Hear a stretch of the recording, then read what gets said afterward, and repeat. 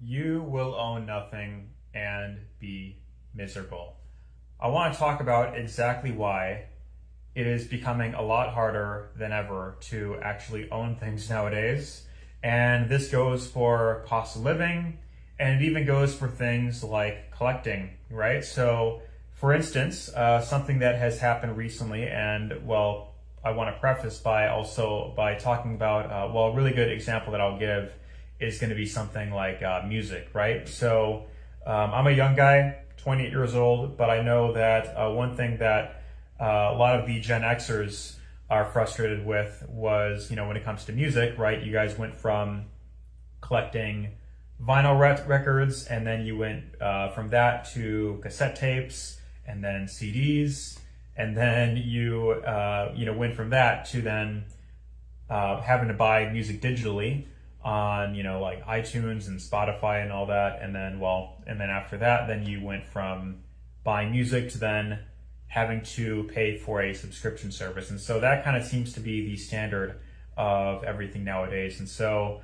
yeah, you went from you went through all those different things in just a couple different decades. And so now it seems like that's kind of like the main way to listen to music nowadays, right? So on one in one way it's kind of a good thing, because it's like you can kind of just I guess not have I guess it's less expensive up front. However, it's the fact that you don't really own anything, right? So for example, if you like want to watch a movie, right?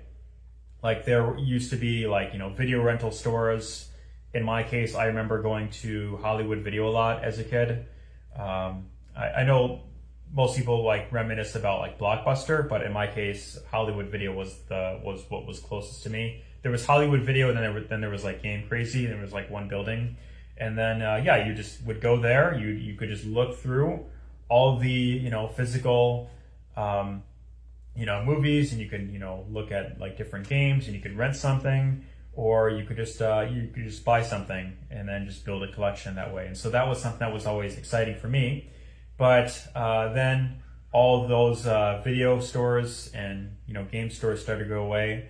GameStop still exists, but I guess that might even be going away soon. I don't exactly know, but or it might be around for a while. But yeah, I know that they've made some questionable decisions. But yeah, and then recently there's the whole thing with PlayStation, right? They want to get rid of physical discs. So that is something that they've been getting a lot of backlash for from pretty much everyone, like on both sides, right? And this is one of those like rare occasions where both people on the left and the right unanimously agree that this is a bad thing, that getting rid of physical media basically means that you are not going to own anything. And so while you can buy something digitally, the problem is that you can lose access at any time. So really, when you buy something digitally, you are really just buying a license. And so that can go away at any point.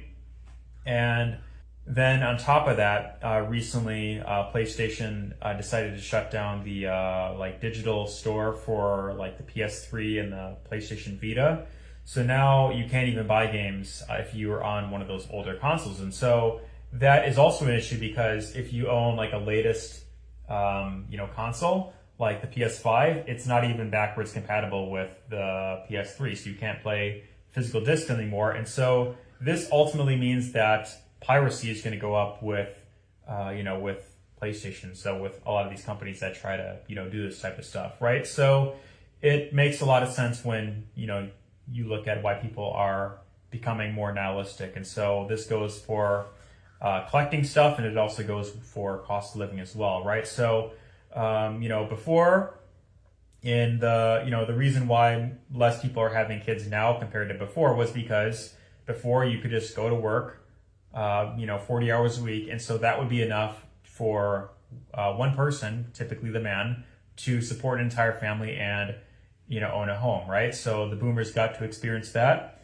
and unfortunately, as time progresses, cost of living continues to rise up, wages do not go up as well, and maybe you get like a 50-cent raise every 6 months to a year if you're lucky, but it doesn't really do that much compared to the rise of cost of living. So that makes it a lot harder for young people to feel optimistic about life, and why more people are just kind of giving up and walking away. I guess you could say like quiet quitting is like the term that a lot of young people are doing, right? And so I even see a lot of older folks that are getting into this concept as well, quiet quitting, just not really caring as much anymore. And it makes it very difficult to kind of see the point of a lot of things, right? So ultimately, if you want to have any chance of owning a home, then you're going to have to become like extremely rich if you're in America, or you're just going to have to accept just renting everything basically for the rest of your life. Just everything being a subscription service, bills never stop coming in. And it is, I believe, just a way for the elites at the top to just continue making more money. And as they print trillions of dollars every year, then it's just going to continue to get harder. So what is the solution to all of this? Unfortunately, I don't really have much of an answer. I just think that really the only thing you can do is just always try to make as much more money as you can, and just aim to live below your means, unfortunately. So it is difficult to see much of a point for a lot of people, and so I get why a lot of young folks are kind of giving up on the idea of raising a family altogether.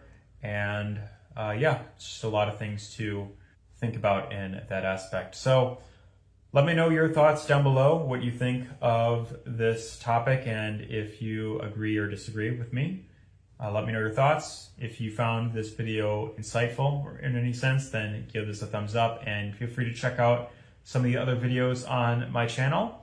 If you want, you could also check out what it is that I'm doing to make money online. Maybe you want to travel more, you want to have a bit more location freedom, time freedom, then you could check out what it is that I do. That link will be down below. Other than that, I hope you found this video helpful, and take care. See you in the next one.